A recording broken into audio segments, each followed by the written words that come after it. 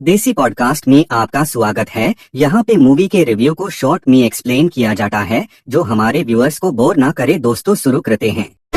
Hello hello भाई, थोड़ा आराम से। फाइनली भाई लोग, प्रभास की नेक्स्ट फिल्म द राजा साहब का टीजर हमारे सामने आ चुका है एंड ये फिल्म रिलीज होगी 5 दिसंबर को, जो कि एक pan India romantic horror comedy movie होने वाली है।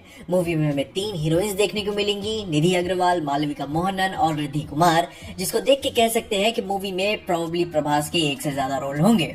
फिल्म में संजय दत्त भी हैं। सरप्राइजिंगली मुझे ये बात आज ही पता चली। जहाँ इसके अलावा फिल्म का ऑफिशियल सिनॉप्सिस ये है कि एक यंग राजा है एंड एक तरफ उसका रॉयल खून और दूसरी तरफ उसकी रेबेलियस सोल की कश्मकश में वो फंसा है, जहाँ आखिर में वो दोनों को गले लगा के बनता है दी राजा साहब, जिसके बाद अब उसका राज चलेगा नए रूल्स के साथ और अपनी टर्म्स पे।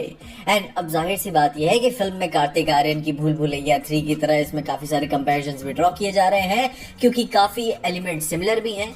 पर अपने क्लासिक प्रभास फैंस ये बात मानते हैं कि वो अपने विंटेज प्रभास वापस आ चुके हैं, तो इसलिए वो बहुत ही ज्यादा खुश हैं। बाकी अब व्यक्तिगत रूप से मैं इसके फर्स्ट लुक की बात करूं तो सिंपल ऐसा फील होता है कि काफी माइंडलेस पॉपकॉर्न एंटरटेनमेंट है और कुछ भी खास नहीं।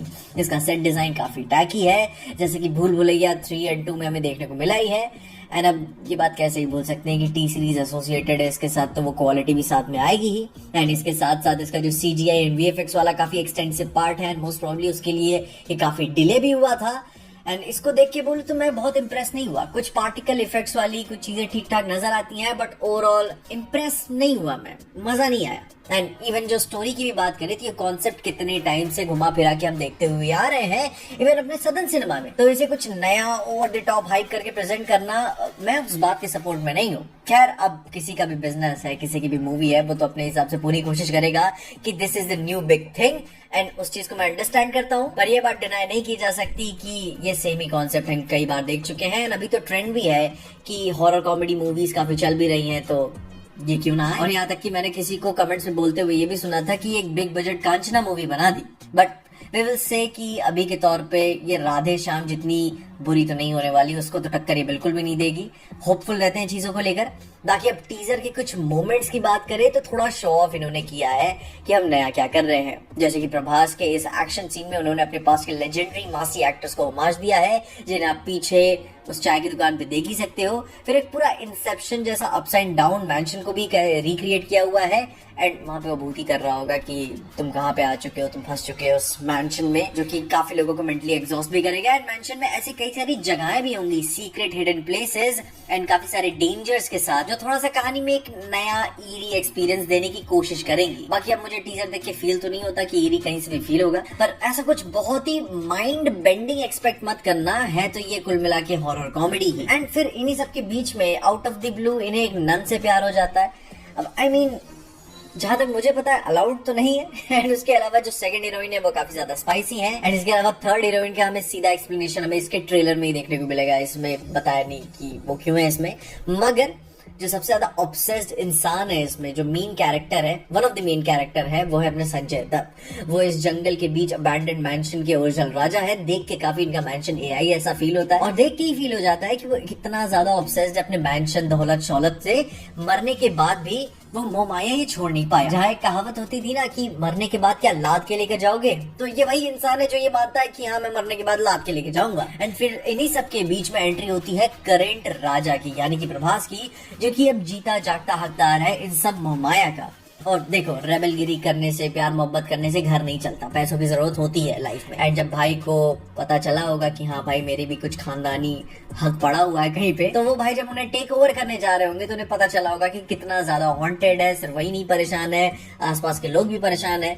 तो उस भूत को हटाने के लिए इन्हें फिर से वो रेबलगिरी दिखानी पड़ेगी, वो एक्ट शुरू करना पड़ेगा जिससे वो थोड़े टाइम से छुपा के रखे हुए थे। एंड इन्हीं सब चीजों को देखने के बाद सबसे अंडरवेलमिंग एक्सपेक्ट क्या था इस टीजर का, कि टीजर का एंड, टीजर का एक मनी शॉट एंड वो एक जोक पे होता है, और वो जोक बहुत अच्छे से लैंड भी नहीं करता। तो बहुत हाइप्स नहीं है इस मूवी को लेकर, मेरे बहुत होप्स भी नहीं है। मैं समझ पा रहा हूँ कि ये काफी डिस्पोजेबल पॉपकॉर्न एंटरटेनमेंट होगा प्रभास की तरफ से, और ये बात मैं पूरी तरीके से मानता हूँ कि लोग इसे पसंद भी करेंगे। जब ये थिएटर्स में रिलीज होगी लोग जाएंगे इसे देखने, क्योंकि ऐसी मूवीज एक बहुत ही सेफ ऑप्शन होती है कि बहुत ज्यादा सीरियस भी नहीं है, बहुत हार्डकोर फैंस भी नहीं है। खैर, प्रभास फैंस की बात छोड़ देते हैं, लेकिन बहुत ज्यादा दिमाग खपाने वाली वाली कोई चीज नहीं है, आप आराम से जा सकते हो, फैमिली के साथ टाइम स्पेंड कर सकते हो, एक अच्छा टाइम पास होगा आपका।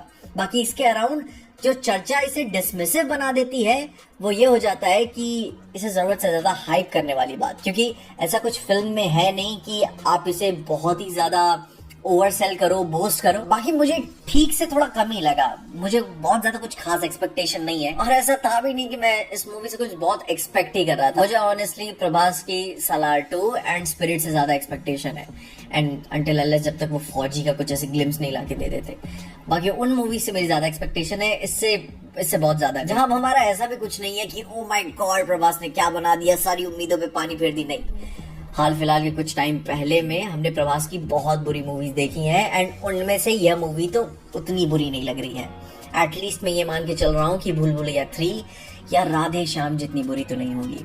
बाकी अब आप बताओ आपकी क्या एक्सपेक्टेशन है, आपको ये कैसा लगा, अपनी ओपिनियंस में कमेंट जरूर बताना, और तब तक के लिए देखते रहना डीजे एक्सप्लेन। मिलते हैं दोस्तों अगली वीडियो में। चैनल को सब्सक्राइब करना मत भूलना।